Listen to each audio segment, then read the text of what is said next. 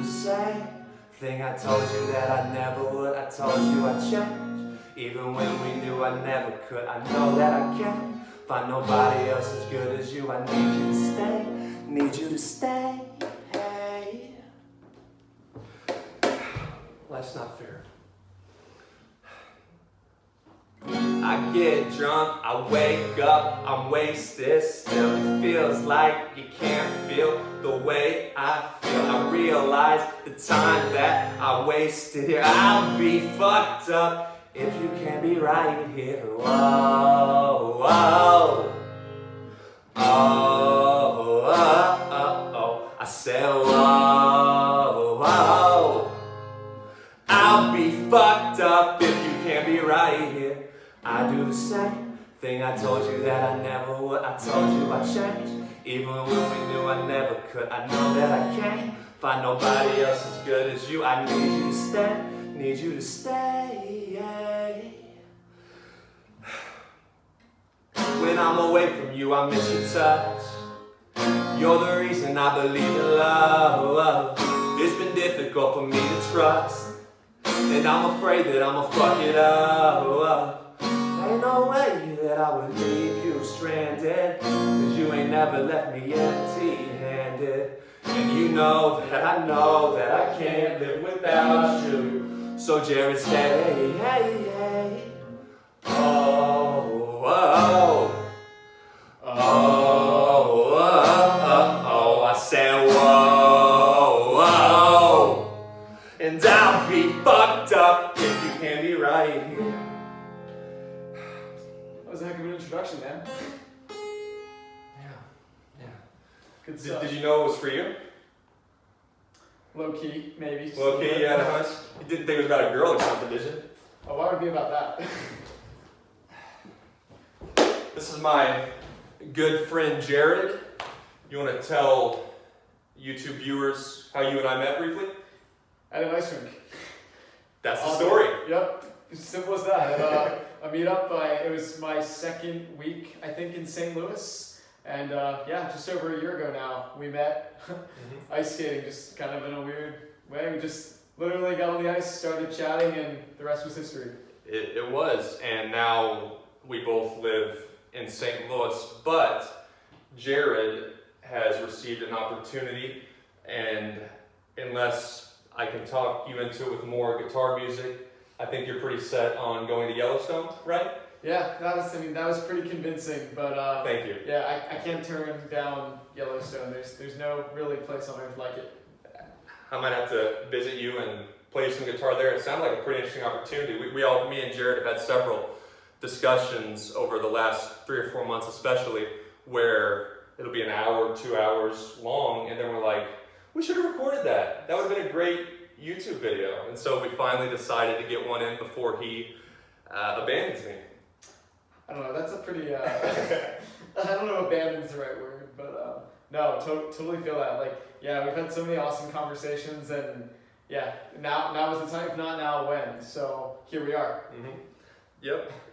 And Jared is one of my 3 or 4 pretty close guy friends in St. Louis, and definitely our personalities are the most similar. I have one friend from my first college who's an engineer that just moved to the area, but I wanted to get Jared on to talk about at least the meetup groups that you've joined and even started, if you have time, mainly because I just think it's so important after COVID to put yourself out there, and if you're having a hard time making friends or adjusting, there's just a lot of options. There's no one better at organizing those types of things than you. You want to tell them about a couple of the meetup groups that you started?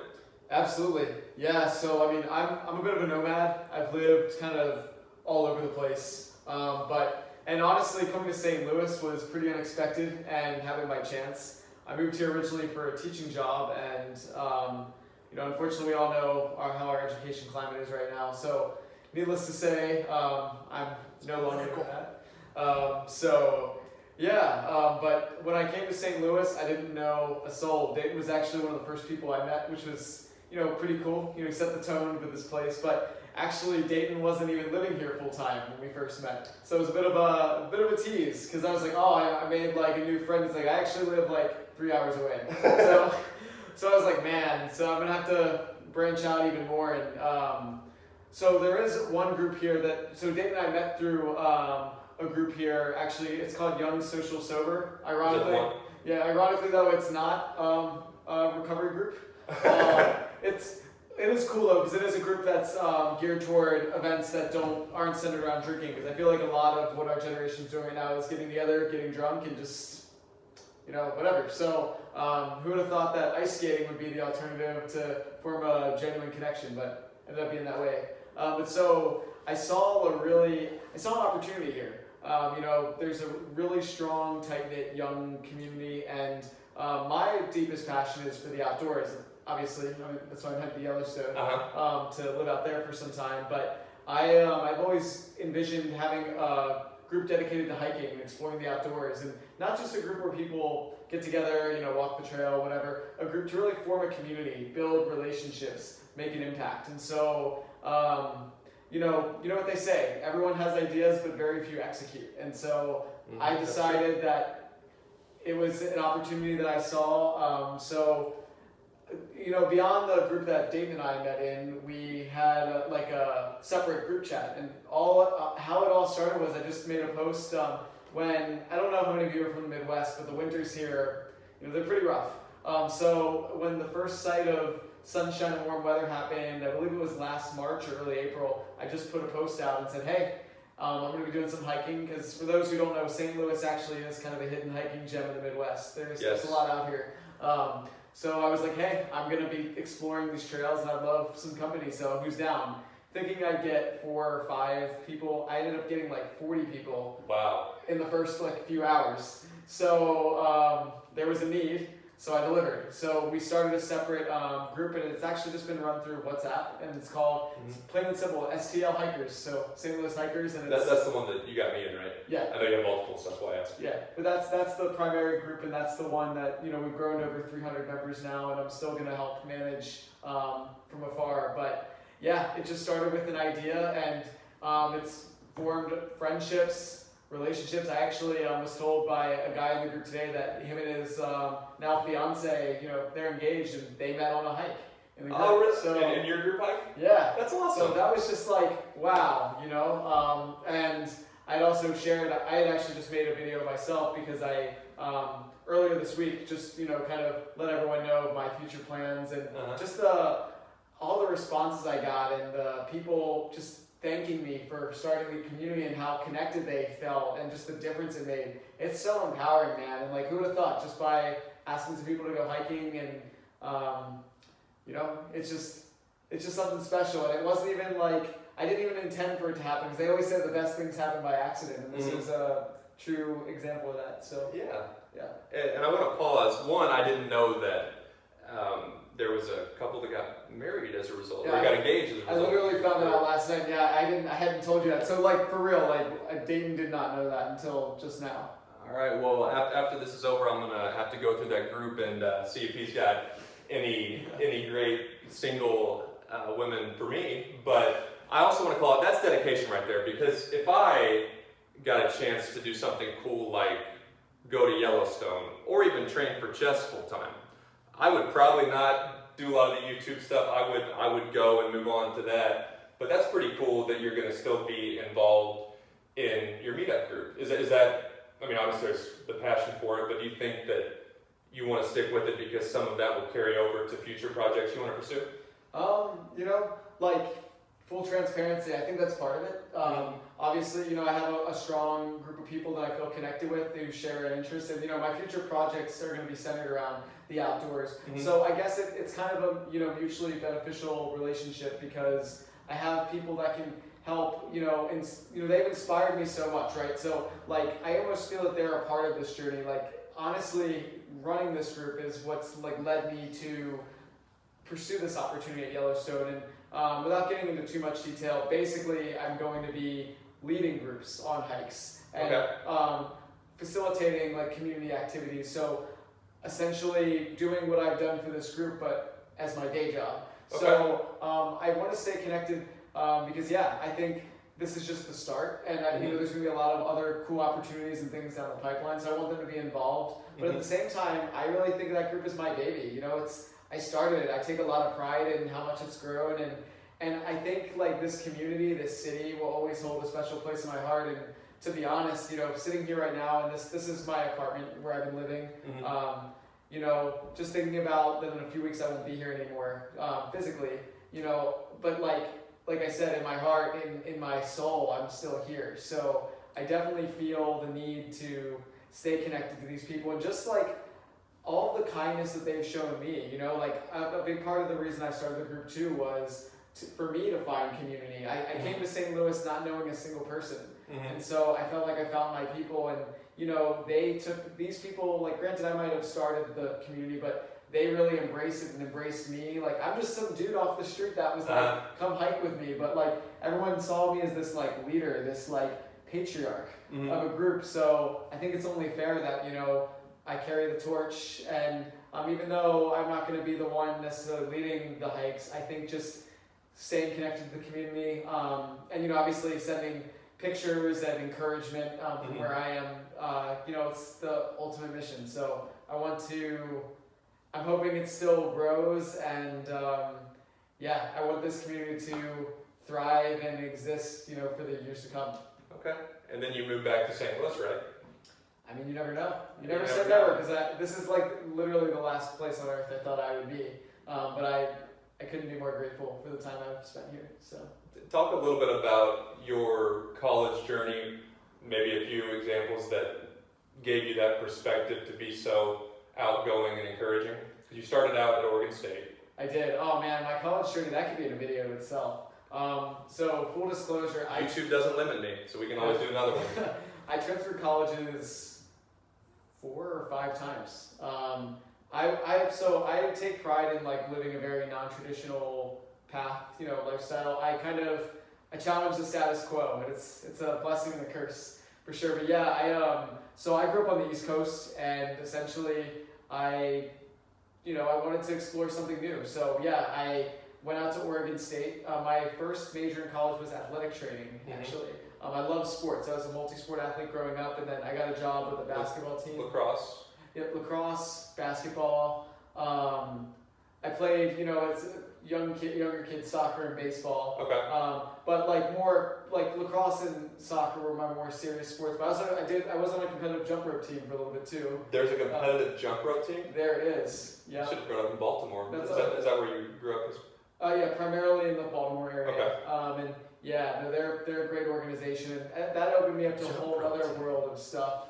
I dove into lots of different kind of sports, but I loved it, and I wanted to make a career out of it. It was my passion. So when I first got to Oregon State, I worked on the men's basketball team there as a student manager, and then had some circumstances change in my life, so I had to move back to the East Coast and ended up actually taking a break from school and working a little bit. But that ultimately was what sparked the feeling of I need to get back to school, because I do really value education.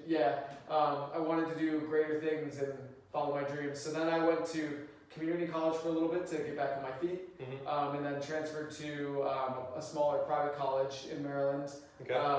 From there, went to another public college and kind of continued on the sports track.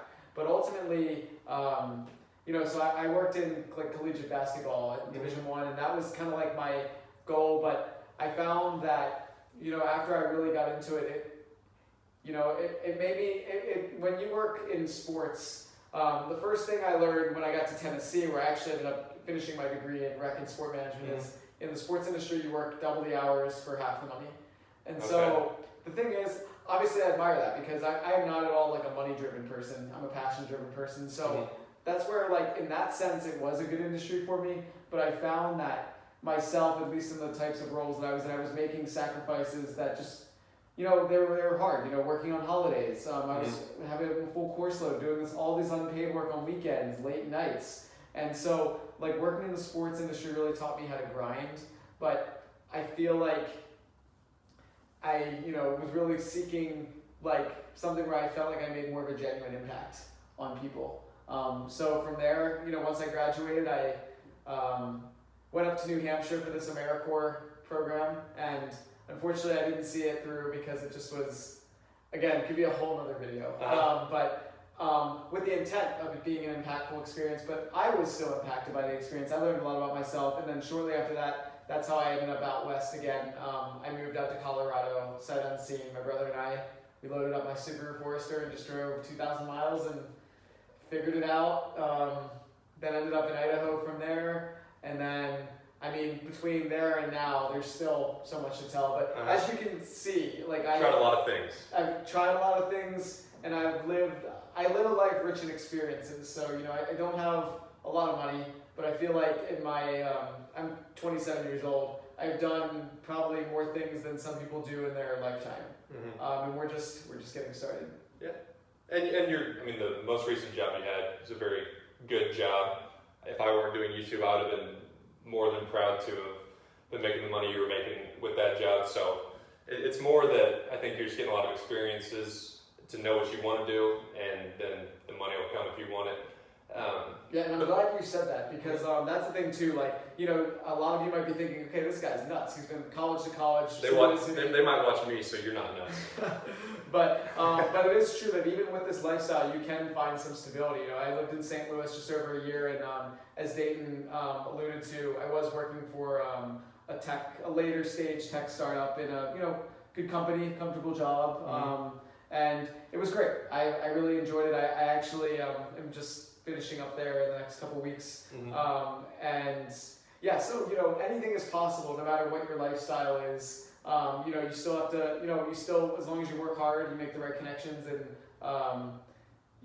chase after what you're seeking, you'll get there. And so I thought I wanted that life, but like I said, Dayton was touching on, ultimately for me, by having that stability, made me realize that that's just not how my life's supposed to work. One day, I might want to settle down, but I'm kind of ready to take this next step and live this more kind of, out of the box kind of lifestyle. And don't burn bridges. No, I've learned that the hard way, fortunately. I have burned some. Sometimes, unless you have to. Yeah. That's kind of a half joke, because my experience with Walmart. Sometimes bridges need to be burned, but I know you did a good job for ezCater, and if it ever comes back around, you mentioned you got a good reference, and that's, especially with COVID, I think it's so instinctual to play it safe and do what everyone thinks you're supposed to. But a lot of times when there's a lot of risk in the environment anyway, and nothing's really safe, it's not a bad time to take a risk yourself. In my case, I never figured I'd play chess. Actually, when I was in the later stages of my job with Walmart, and when COVID lockdown hit, I was thinking I might want to do something like you did, like an ezCater. I don't know, is that if I mention it? I can find it. We can cut it out. But that's a made-up name. It's not real. But a tech startup, because I got the big feel. I wanted to see something where it's not so much red tape, and then take all that experience and maybe do a QA, quality assurance startup of my own. But then life happened, COVID happened, I got into chess, so I started this YouTube channel. But just kind of keeping an open mind and taking one step at a time is, I'd say both of our stories, we probably learned that through a little bit of painful experience. Definitely, no, you have to struggle to succeed, I think. Because ultimately, it's all how you look at it, I think a lot of us fear failure, but failure is inevitable. We're all going to make mistakes. We're all going to kind of fall off the path. But it's not about failures or the mistakes we make. They don't define us. It's how we respond to them. And I'm learning that. I've learned that just through this journey. I think there's a lot to be said about people who can, get back up when they fall down. And then even more can be said about people who aren't afraid of taking risks and, chasing after the things they want and love. Because I feel like our society has just created this, a certain set of norms or expectations. And so many people are afraid of breaking out of that box. And ultimately, I consider that more of a failure than chasing after something you want and it just falling apart on you because you didn't have enough money or you like didn't do it the right way, but at least you tried. I so much rather would live with myself, you know, failing by trying the things I love than not trying at all. I'm going to make a list of some of the topics, and we'll do it in a future video, because I guess I just word a lot of your thoughts in a different way. For me, taking risks, trying, the way I talk to myself and handle some unjust criticism, even from my family at times, is the market decides. You know, if you start a meetup group and people are like, there's already like, if I would have heard about it not knowing you and your personality and your ability to motivate people and get them interested in a cause that you're passionate about, if I would have heard, hey Dayton, I'm starting another meetup group, I would have looked at my meetup app, said there are, you know how many hiking meetup groups there are in St. Louis? Several. Yeah, I mean, enough to where I would be like, why wouldn't you do something that's not already popular because they're already in groups? But that's why it's good that you did it, because like those people never would have met that are engaged now, and there's a lot of people that have found encouragement because I don't decide. You know, the people that are interested in the field decide, and that's such an important lesson to take the risk and fail. I mean, I've ran ads for this channel because I want the viewers to decide, am I funny? Do my mental health ideas help you overcome a similar painful situation I've learned from? And the second point, aside from, you know, letting the customer, friends, whoever else decide, don't be in your own head, is to sorry, the car door. Aside from that is what we're saying, to take risk, and I was gonna say something else, Jared, but It's easy to like get lost in all this because it's just such heavy stuff, you know? yeah, but no, let the market, and then try not to worry unless there's evidence to worry. That's what I was saying. You know, in your case, I'm sure you have experiences that would make that point, but in my case, you don't have a real job. During COVID lockdown, what are you doing with YouTube? How are you going to make money? And I'm like, at this date, or when my finances are at this number, I will address that. But until then, you know, people are homeless, people in other countries don't have access to clean water, I'm good. And it's so instinctual, especially for young people that have so much pressure and uncertainty on us right now. How is everything going to happen? Well, you just don't know. And doing those two things, take calculated risk, and then not worrying unjustly, can really help get through these weird times. What do you think? I agree. I mean, I think like you have to learn to let go. You have to learn to let go of your ego, but also let go of the worries. Like I'm an anxious person. I'm very type A. I like to plan. Like I was that like 15, 16-year-old kid that already had like colleges in mind and figured out my whole life.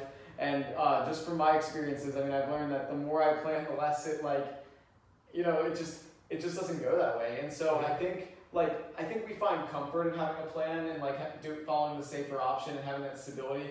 But really, in those uncertain times is when we grow the most, because it really tests our, you know, our tenacity, our adversity. And I think at the same time, just having like the opportunity to, you know, challenge yourself in those difficult times is, you know, provides the greatest opportunity to succeed. Like when you think about all the most successful entrepreneurs, business people, you know, actors, influencers, many of them come from rougher backgrounds where they had adversity they had to overcome. So, you know, success doesn't come easy.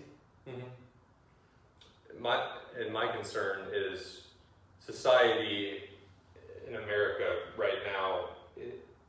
It's very important to differentiate someone who is competitive with a plan, or even, like you mentioned, adversity, gets bad luck and then takes constructive action to improve on it. It's important to separate that mindset from someone who is just complaining, oh, the world's not fair, it was wrong. Because with the social isolation and all the misinformation today, if we're not careful and we take one video or a conversation out of context, it can be misconstrued. And I think a lot of our conversations have helped me just have that perspective of, just because someone says I'm complaining or mentally ill, that doesn't necessarily, I mean, sometimes you want to be open-minded to criticism, but recognizing unjust criticism and discarding it is important to reaching the stages, like you mentioned, successful entrepreneur or anything you want to do. Yeah, and the thing is, I'm glad you touched on that because I feel like that person that's making that criticism, they don't know your story. Mm-hmm. So, like, and that's the Good thing point. too, like, only we know our story. And so when people, you know, criticize you or try to put you down or challenge what you believe or what you're doing, you know, making those comparisons, that is, I've learned that's like the most toxic thing you can do, because every second that you're spending worrying about what other people are thinking, you're taking a second away from your vision and your passion. So obviously, you know, I mean, there's some value in getting, you know, opinions from people that you trust, and sometimes, yeah, you do need somebody to like say, hey, Jared, I can sense that you're really struggling, like you need to get your shit together. But I think more 9 times out of 10, it's just people who just don't know your story, don't know your journey, and so you have to have thick skin sometimes, especially when you live out of the box. Like, I can't tell you how many people have judged me or criticized me for all the times I transferred colleges or switched jobs. You know, I like so often, you know, you hear, oh, you'll never be able to finish your degree, or oh, you're not at that job long enough, no one's ever gonna hire you, or you know, you're really throwing your life away by, you know, you're giving up your comfortable corporate job to work in a seasonal job. Yeah, in Wyoming, and you're selling all your stuff. Like, what are you doing with your life, you know? And so I think you just have to remind yourself that, like, none of those opinions matter, and there really isn't a cap to what you're capable of.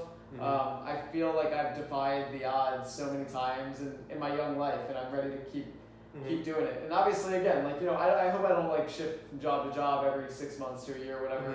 But like, I've never, until I get to a point where I've done that and I can't find another job, then those people can say, okay, I'll say to those people, you're right. Okay, I need to like figure it out. But until that happens, you know, every time this is, you know, I left my teaching job, it was last March, and you know, with teaching, and again, you know, there's more to the story, but basically I didn't have a backup plan. But by mid-May, I got a job at this incredible company. So, you know, I don't know what the statistics say, but like, there's not many people that generally find a better job within 2 months of leaving their job without having already done like interviews and stuff ahead of time. So, you know, if I would have listened to all the people challenging me and telling me that I'm making a mistake and that I'll never make it, I don't know what I'd be doing. But you know, you have to block out that white noise. Probably be worrying about had you tried what you had in mind. Yeah. And we'll wrap this up, but that's kind of what we talked about a few minutes ago, is getting it out there, seeing if it works, doing it quickly and with energy, and not worrying about criticism, because then if it doesn't work, you have no criminal record, you've had some experiences that might make you better. So when you go to an employer and you're worried, okay, I don't have that work experience, they might say, well, everyone has a stable job, and I'm tired of these types of people because I can get them. I need someone that has had this failure. And one of my interests is how Elon Musk hires people, and he basically asks, what's one of the biggest setbacks you've had, and how do you overcome it? Tell the story. Love that. And because then you can find exceptional talent or an exceptional person versus just someone who is replaceable.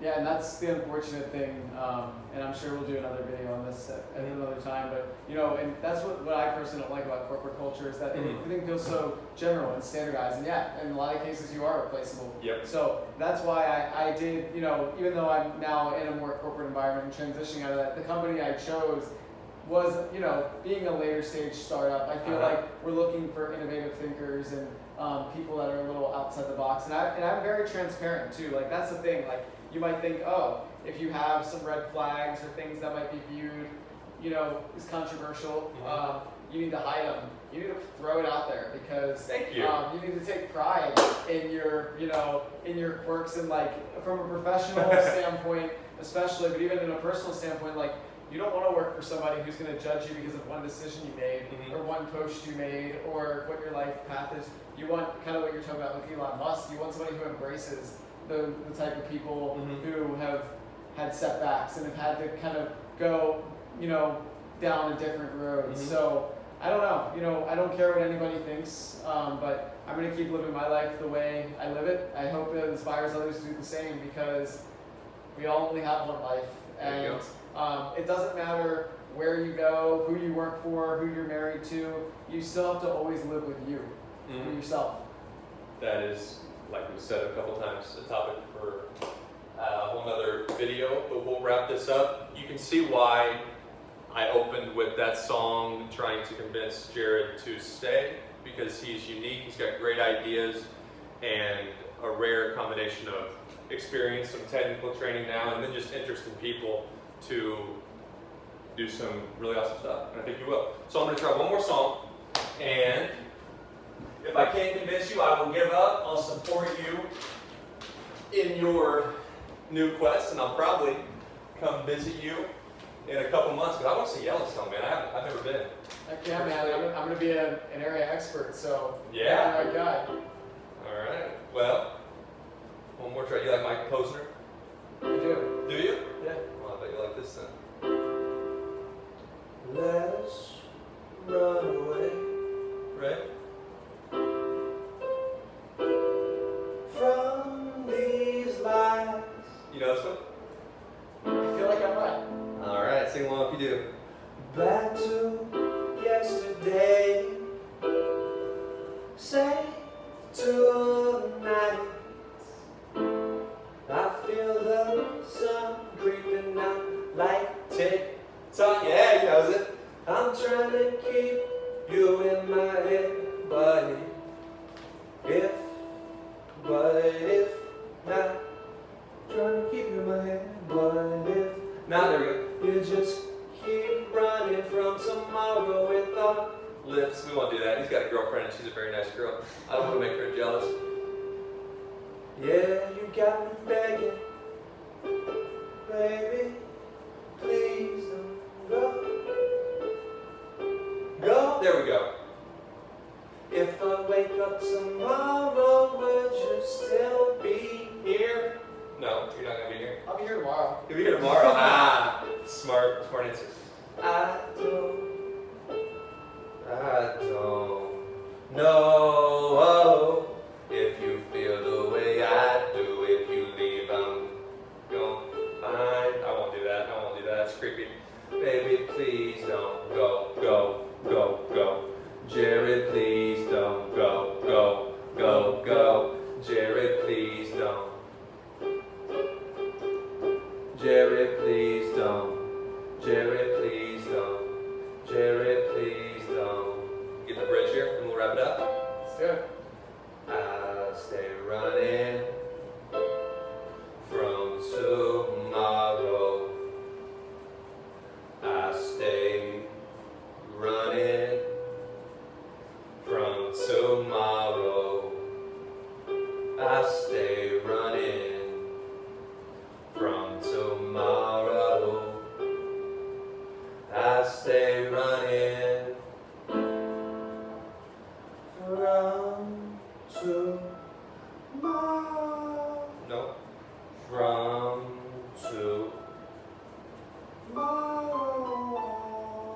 tomorrow. All right. Thank you. Yeah, Now we man. got to do the video finally. It was awesome. Yeah.